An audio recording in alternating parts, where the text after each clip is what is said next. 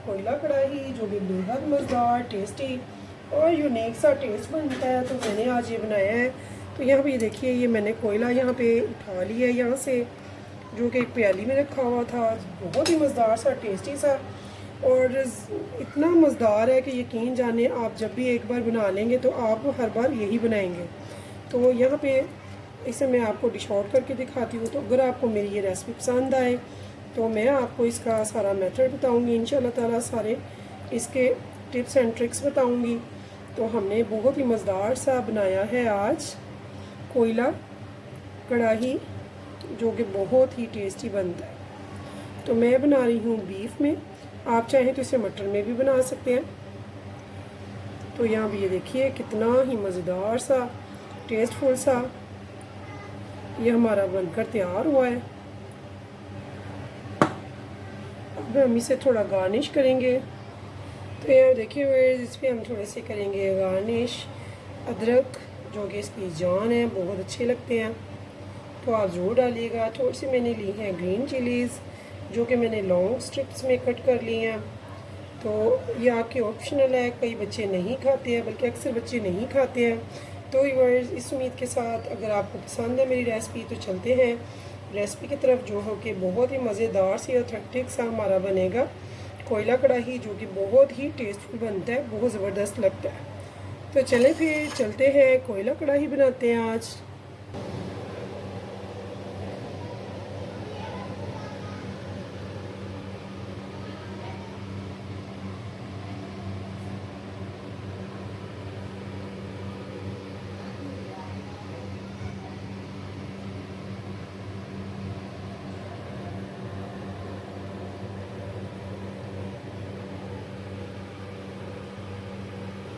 बिस्मिल्लाहिर्रहमानिर्रहीम, शुरू अल्लाह के नाम से जो बड़ा मेहरबान नहायत रहम करने वाला है। तो अस्सलाम वालेकुम व्यूअर्स, कैसे हैं आप? इंशाल्लाह ताला मेरी यूट्यूब फैमिली अल्लाह पाक के फजल करम से बखैरियत होगी। तो आज हम बना रहे हैं कढ़ाई को, जो बहुत झटपट सा टेस्टी सा मज़ेदार सा बनेगा। तो इसके लिए मैंने ये देखिए छोटी छोटी बोटी ले लिया है, बोनलेस है ये। और ये कढ़ाई का गोश्त जो होता है वो छोटी बोटी होती है, ज़्यादातर थाई का होता है। तो मैंने ये डान से गोश्त बनवाया है, ये 1.5 किलो गोश्त है। तो चलते हैं चूल्हे की तरफ। तो यहाँ पे मैंने एक बड़ी कढ़ाई ले लिया है, इसमें मैंने डाल दिया है 200 ग्राम भरकर कुकिंग ऑयल का। बनास्पति घी का ये आपकी चॉइस है, अगर मज़ेदार बनाना है तो आप टेस्टफुल बनता है ये बनास्पति घी में। तो मैंने बनास्पति घी लिया, आप चाहे तो कोई ऑयल वगैरह जो भी आप यूज़ करते हैं वो ले सकते हैं। इसको गर्म होने का वेट करेंगे, मैंने फ्लेम ऑन कर दी हुई है।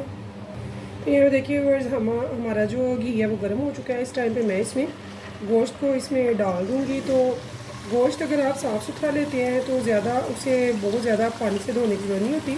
अगर आप साफ़ सुथरा गोश्त लेके पानी से सिर्फ गुजार लें वही काफ़ी है।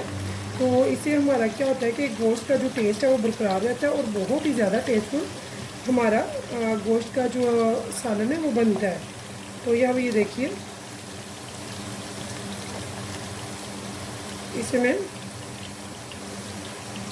अच्छे से अब करेंगे बुनाई, कम से कम भी 10 से 15 मिनट। मैं हाई फ्लेम पे इसकी बुनाई करूँगी अच्छे तरह से, बहुत ही अच्छी बुनाई करनी है।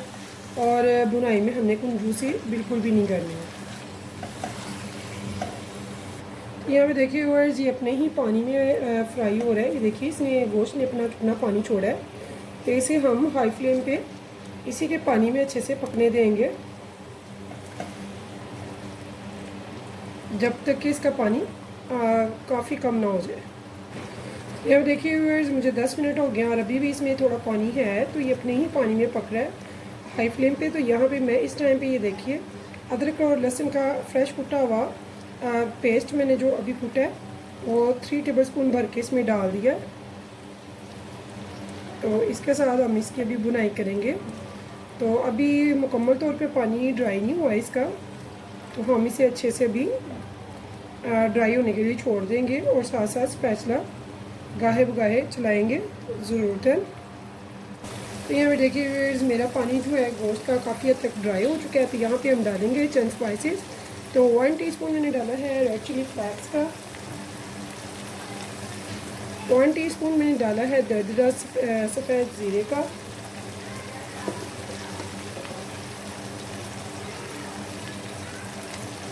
और 1 टीस्पून मैंने रेड चिली पाउडर का डाला है और 1 टेबलस्पून भरकर हम डालेंगे धनिया पाउडर का। ये हो गया 1 टेबलस्पून। अभी इन स्पाइसेस को हम अच्छे से भुनेंगे ताकि इनका भी कच्चापन जो है वो दूर हो जाए। तो यहाँ पर ये देखिए इसकी बुनाई जो है वो स्टार्ट हो चुकी है। इस टाइम पे मैंने क्या करना है, मैंने लिए हैं आधा किलो टमाटर, इनके 2-2 पीसेस करके तो मैं यहाँ पे इनको सेट कर दूँगी।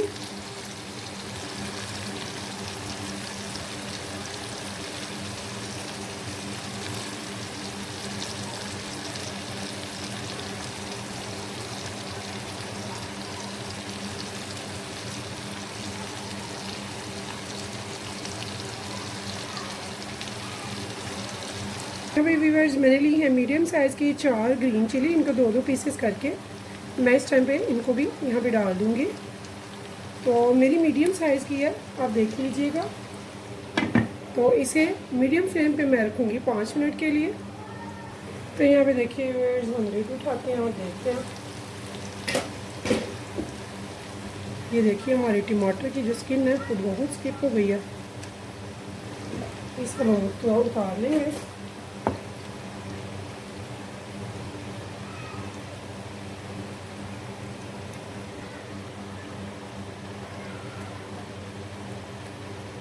यहाँ पे हमने फ्लेम जो है ना लो टू मीडियम की हुई है, क्योंकि इसका पानी बिल्कुल ड्राई हो चुका है। तो ये गोश्त बिल्कुल भून चुका हुआ है। अब हम इसे अच्छे से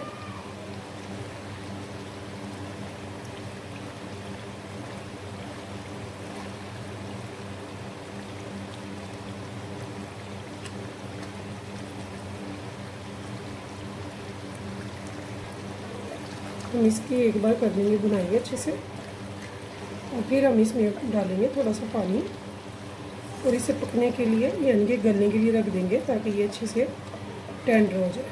ठीक है, तो ये आप जानते हैं, देख सकते हैं कि इसके जो मसालों का कच्चापन है वो भी ख़त्म हो चुका है और ये बहुत अच्छे से पानी इसका ड्राई भी हो चुका है, इसकी काफ़ी बुनाई भी हो चुकी है।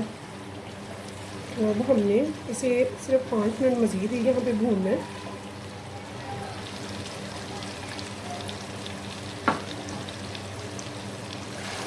तो व्यूअर्स अगर आप मटन पका रहे हैं तो फिर आपने रखना है इसे 20 मिनट के लिए पानी डाल के इसे ठंड होने के लिए। अगर आप बना रहे हैं बीफ तो आप इसे डालेंगे 40 से 50 मिनट के लिए पानी डाल के, तो ठंड होने के लिए रख देंगे।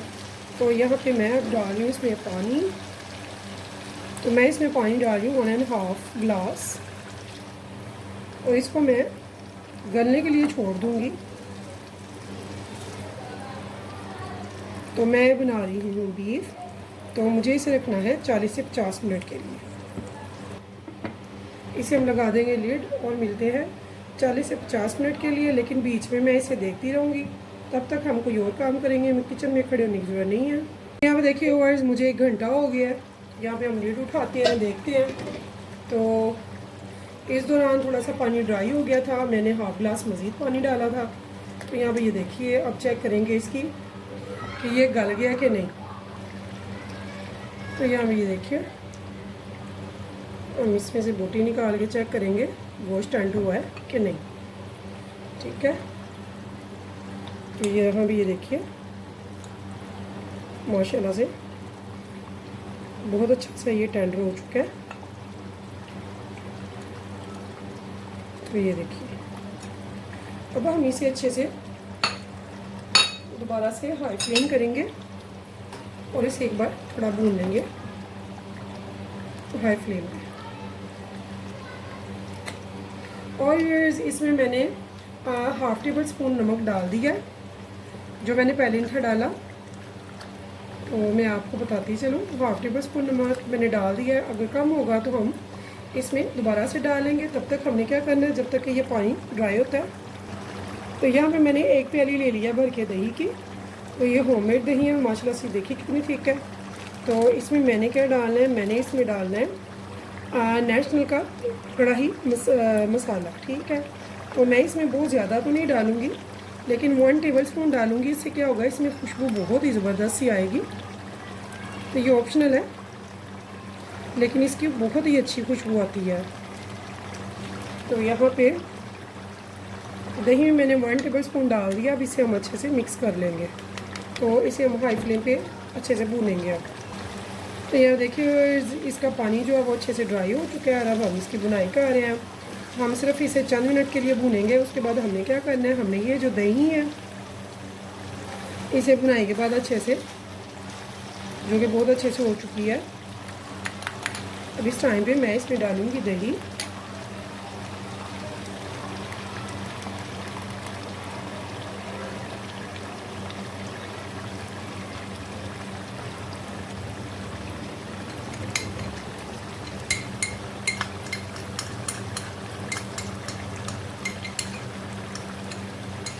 इसकी जायका, इसकी खुशबू बहुत ही ज़बरदस्त सा टेस्टी सा हमारा बनकर तैयार होगा कढ़ाई गोश्त।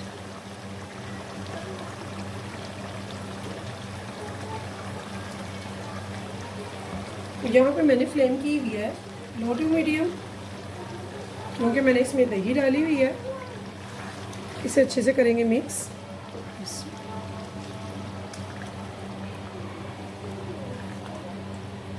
तो यहाँ भी ये देखिए,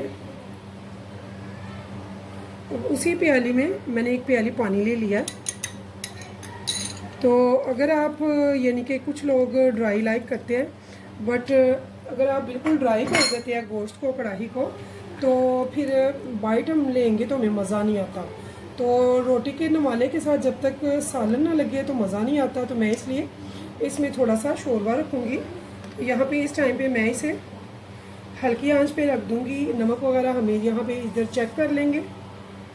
तो मैंने इसे चंद मिनट के लिए रखना है, यानी कि 10 मिनट तक के लिए। और एक चूल्हे पे हम एक छोटा सा कोयला रख देंगे गरम होने के लिए, ठीक है। तो ये व्यूअर्स, हमारा कोयला जो है वो हो चुका है गरम। तो यहाँ पे देखिए, यहाँ पे फॉलिक पेपर ले लें या फिर कोई भी पुरानी स्टील की प्याली ले लें।